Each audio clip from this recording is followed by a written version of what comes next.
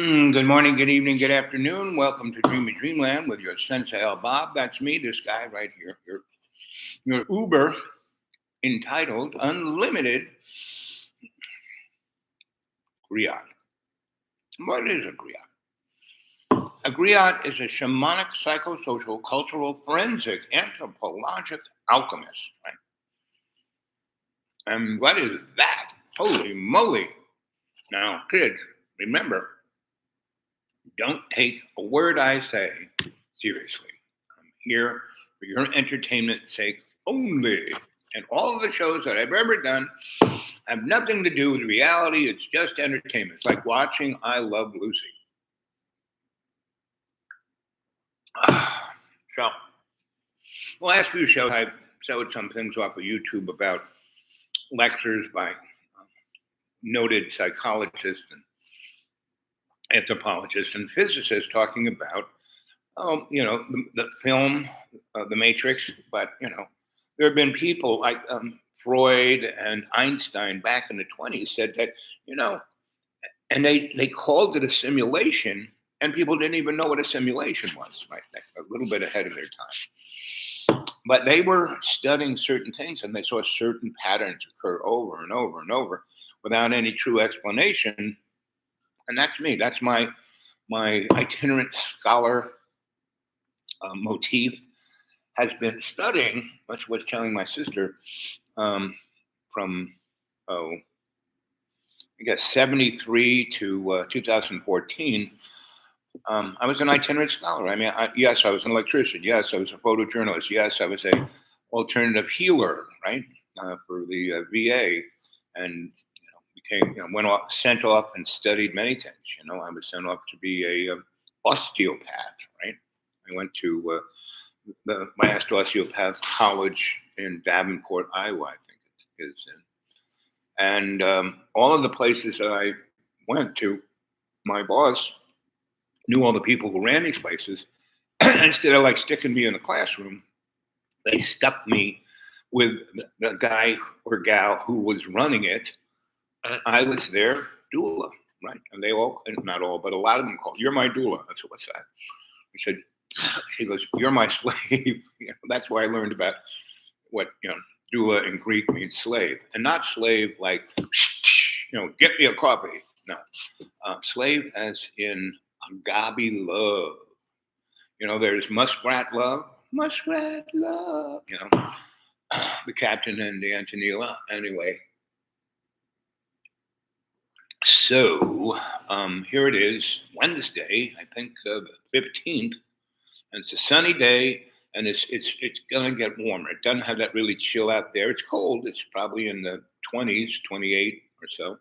Probably will get up past freezing, which is good. Thursday will be another really sunny day, but warmer even. Might even get close to 40, right? And then Thursday night, Friday, and Saturday morning, it's going to rain and be up in the 50s and 60s. And Saturday, it'll kind of stop raining around 10-ish, but get warmer, right? And probably, maybe, almost, oh my God, get close to 60. But once the sun goes down, that most unbelievably cold air, not from Canada, but from the North Pole. Santa was sending it to us because we've been instead of getting coal in your stocking, because of Walmart's, and Santa can't put coal in your stocking anymore. And people in the next few weeks are going to wish Santa put some coal in their stocking. When I lived on the west coast of Ireland with Dr. Kitty, who was a protege of the old crone, and she had two little boys, both black. When she went to, she's, a girl from Leeds, really smart, went to medical school in England, and then did her, residency in Northern Ireland during the Troubles. And she was really Irish Catholic, but she kind of grew up in Leeds. Anyway, her daddy was made a very good living digging ditches, right? So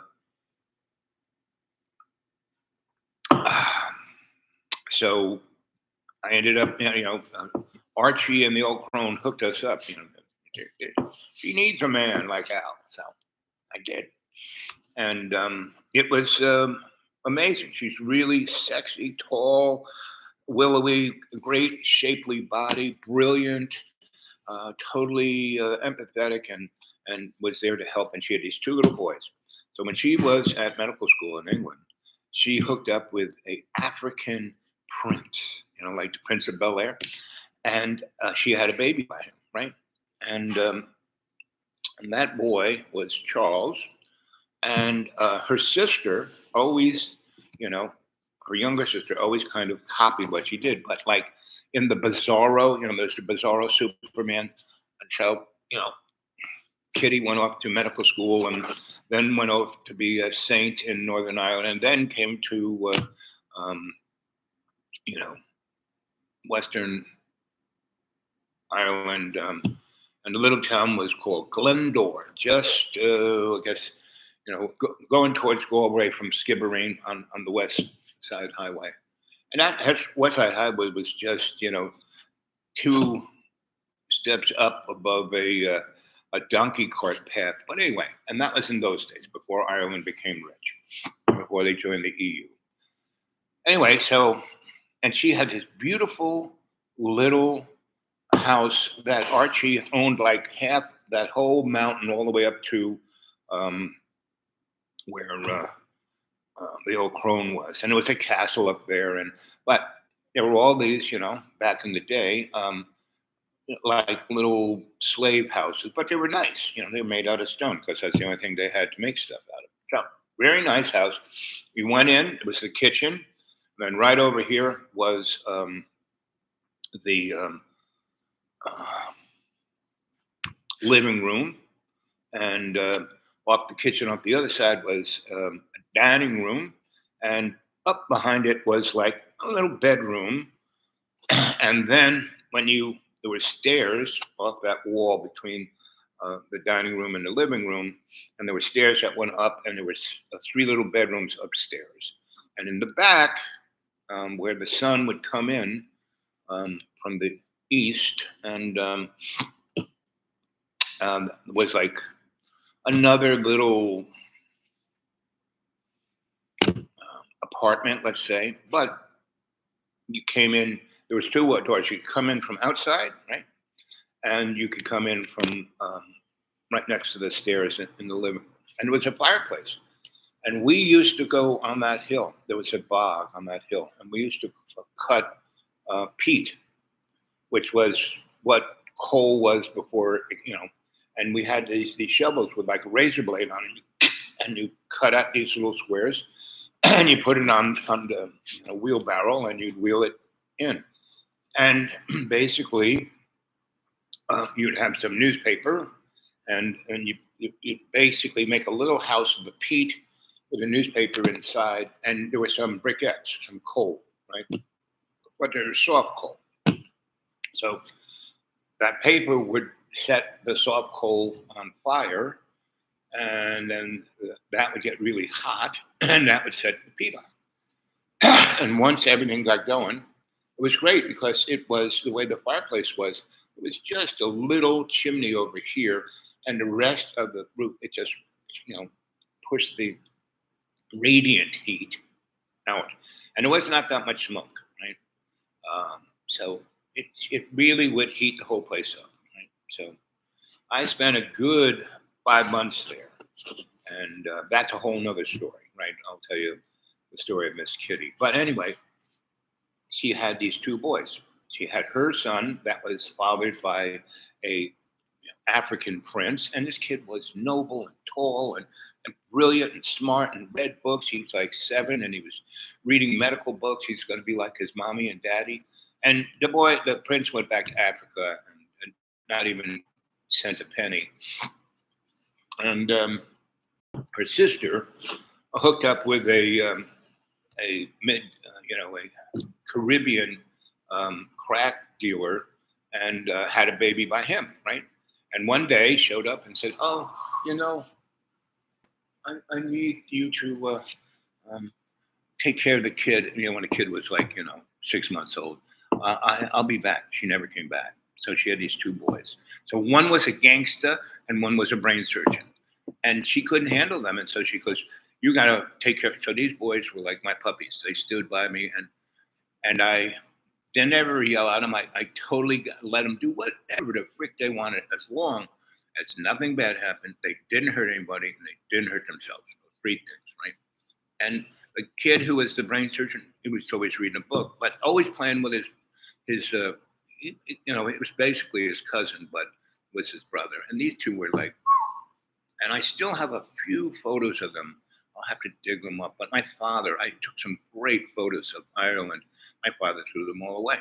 And my sister today was talking about our family, right? And I've gotten the worst brunt of it all, right? As being the youngest guy and the one who had nothing to do with my parents, my family. I was not toxed out by the feral weaselness of my family. But that's everyone's family, you know? And that's what I'm talking about, this entitledness, right? So here I am at the undisclosed location, and it's, I'm watching everyone being entitled. They're perfect, everyone else sucks. Now, everyone has known me for at least, somewhere between 3 and 20 years. So they've kind of gotten used to that. Al is different. You can't measure him against anybody. He's just Al. Yeah, if there was more of him, we'd probably have to kill him. But because he's always there to take care of the problem that nobody else can fix, and yet he never tells us what to do. He never tells us we're right or wrong. He never, he just takes care of business and has a good time to it. And when he leaves, we all feel good, right? So, and that's the secret to having a fun life, right? Never stay in anyone's house.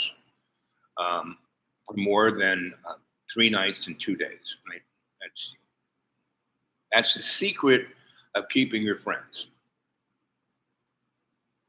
Now, I've lived with a lot of women for years on end, and that's a different category, right? And I've also lived in communities, with groups of people, like in ashrams and lots of things, where we were in a community, and that's a different thing, right? So again, that's the story. But you guys have to realize that shit is going on in such a way that there's this line, This is where we are right now, right on the line, where half of us are in the light, half of us are in the dark. And what are we going to do with that? And that's what I want you to think about, right? Now, the people are showing up, so I have to go deal with that. But I might be back, but I have other things to go do. So at the very least, I'll come back and do a show in the afternoon, like 3 or 4 o'clock, or maybe earlier. Okay. Sometime between 2 and 6, right? I'll do another show. But I want you to think about this. I want you to look at the life that you have, and I want you to come back so you can have a conversation about these things. Okay? Love you guys. Catch you later. Ooh,